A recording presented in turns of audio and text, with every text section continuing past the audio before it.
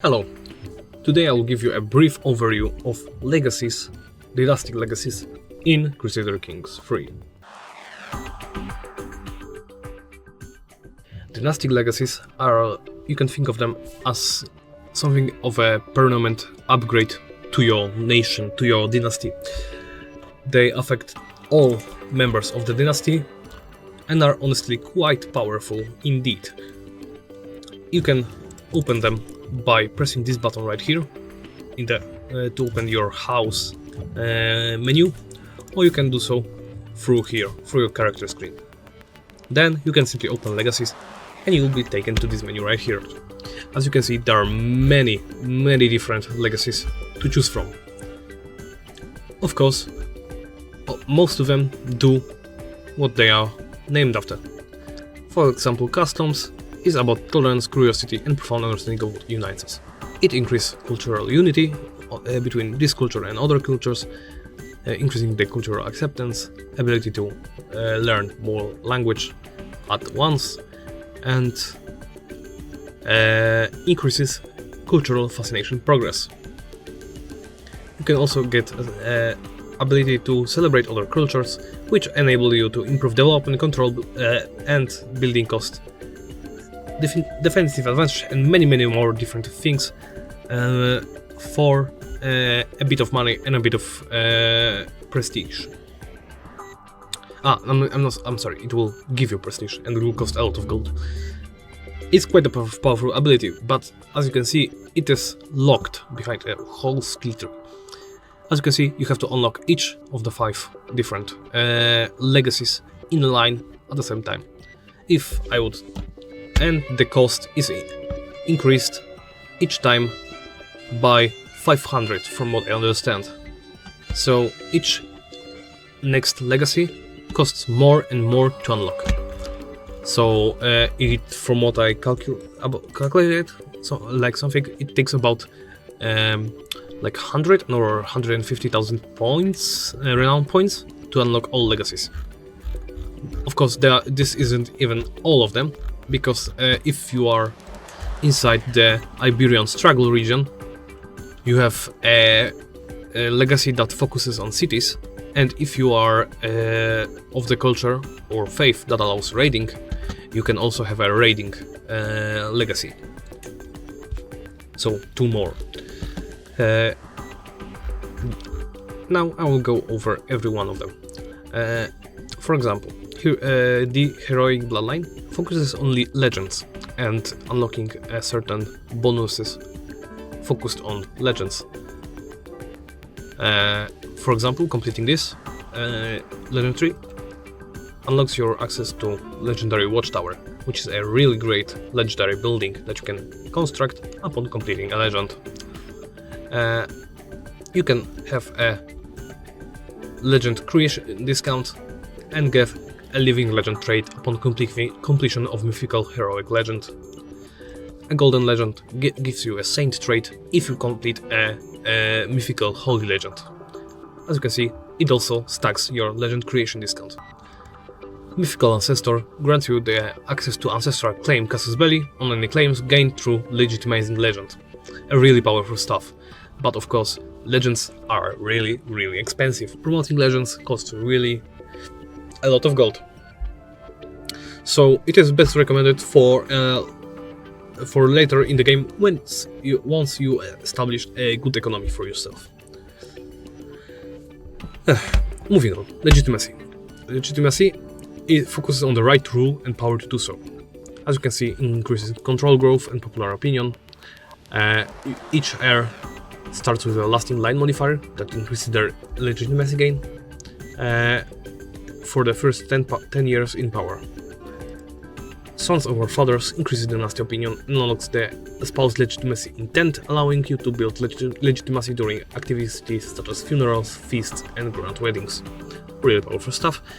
Because low legitimacy really destabilizes your nation, and high legitimacy really is increasing everything basically for you. You can vassalize easier, you can improve relation easier, there are people like you more, you get more renown itself for more legitimacy.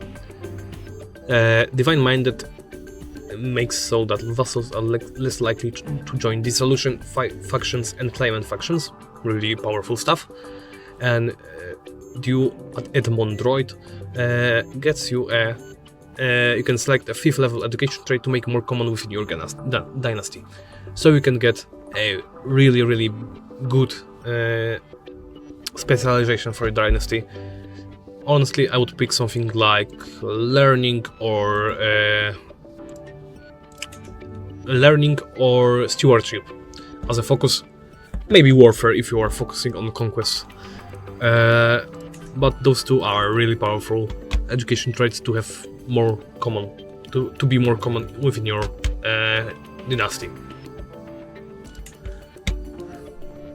Alright, moving on. As I said, I think explained customs. Activities. Focus on activities, of course. You are getting a discount to activities. You can, for example, generate strong hooks on other characters, making it easier to convince them to do something. You get more experience in certain traits. You get unique modifiers while completing a tour of your country. Family recipes gives you a more experience for Eager Reveler trait, which is a feasting trait, and a hunter trait, and increases the likelihood to generate legendary animal sightings. Really powerful stuff, because legendary animal sightings give you really powerful artifacts at the end, but are really hard to get.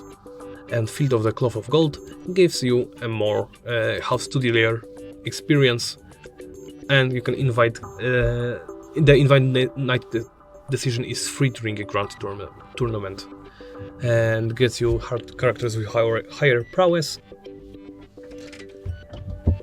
And First House Head's grand activity is free.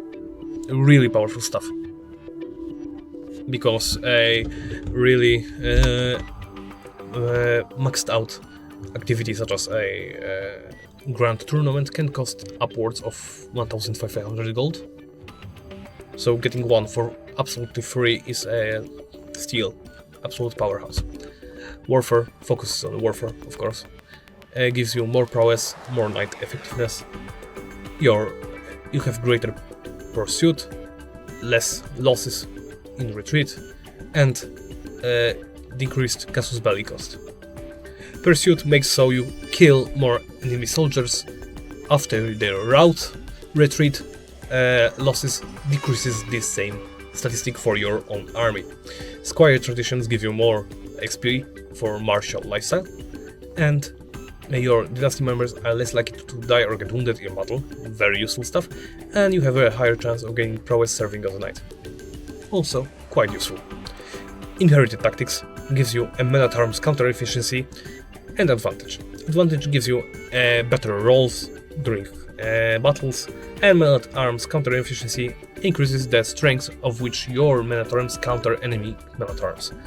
There are certain counters that are set in the game. For example, spearmen counter horsemen, horsemen counter archers, archers counter I think light infantry and spearmen, something like that. It is a whole diagram that composes the counter, which units counter which. There are also unique units that are based on specific cultures, so that's that. As you can see, Private Army also increases the max number of men-at-arms regiments, and you can recruit a unique unit House Guard that is locked to one regiment, and also a certain size. Law focuses on administration, and you're increasing your relation with vassals and commoners. As you can see, you get popular opinion, you get cheaper hunts and feast, you get less. Your title creation cost is dropped, and you gain more control. You get cheaper buildings and more XP in stewardship. you gain more opinion with powerful vassals, and powerful vassals give you more taxes. And finally, you get more domain, and if you control the territory, you get more defender advantage. Most quite powerful, but it is quite also spread. As you can see, some of those could be moved to activities, and if it existed, a stewardship tree. There is also, of course, a guile tree, which focuses on plots. You gain more dread and more natural dread. You get more success chance for your hostile schemes, and it takes less money to bribe agents. You get more secrecy and more XP. You lose more tyranny monthly, and intimidated and terrified vassals give you more taxes. And family connections gives you a chance to prevent one murder scheme against each dynasty member, and interaction acceptance from intimidated and terrified is increased by 100%. Quite powerful indeed. Blood. Noble veins gives you chance to inherit positive congenital traits. It's basically about building a really powerful characters, and it is basically mandatory to do so. If you want a Herculean, genius, beautiful children, you basically need this tree. Convergent blood gives you chance of reinforcing congenital traits. So if you have two beautiful people married together, there is a greater chance for their children to be beautiful as well. Resilient bloodline gives you lessens the chance of inheriting bad congenital traits, and drops the chance of new bad congenital traits. Architected ancestry gives you a specific congenital trait that becomes more prevalent in your dynasty. And octogenarians gives you a more life expectancy, quite powerful. Eruditions focus on giving you more skilled guests, capable advisors, and better development. As you can see, better guests will be attracted, courtier grandeur bonus, courtier and guest opinion, guest recruitment cost, monthly piety, clergy opinion, development growth, monthly learning experience. True believers gives you head of faith opinion, faith creation and reformation cost, more piety from pilgrimages. Bureaucrats gives you more progress and councilor skill impact on councilor tasks. I can translate that into normal speak. It basically means your councilors work faster on certain tasks. Glory gives you more outwardly respect from other characters. For example, you can your vassals, glory hound vassals, like you more, and your marriage acceptance rises. You can marry other characters more easily that way. You get more prestige, more knights, less cost of hiring mercenaries, more court grandeur change, and more accolades. Accolades are special knights that are basically like champions, for example. Earning respect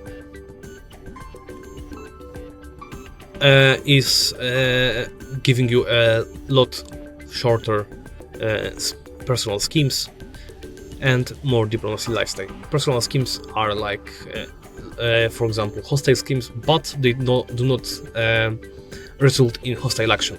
And being discovered doesn't give you a terrible malus on opinion with other characters. Assertive rulership gives you more vassal limit, less short reign duration, more court grandeur bonus, and vassal are less likely to join Claimant faction and Liberty faction. Quite powerful indeed, even especially if you stack it with it was right here, the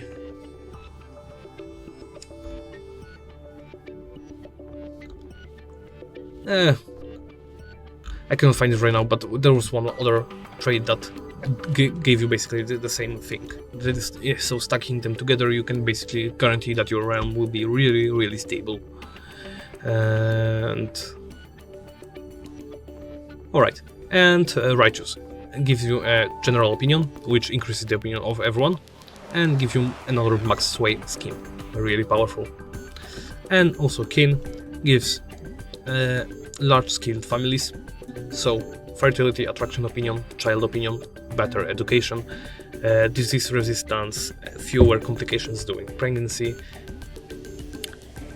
dynasty opinion, close family opinion, success chance against dynasty members, may create house paragon accolades, which give you more renown, really powerful. As you can see, 15% is a really huge modifier if maxed out.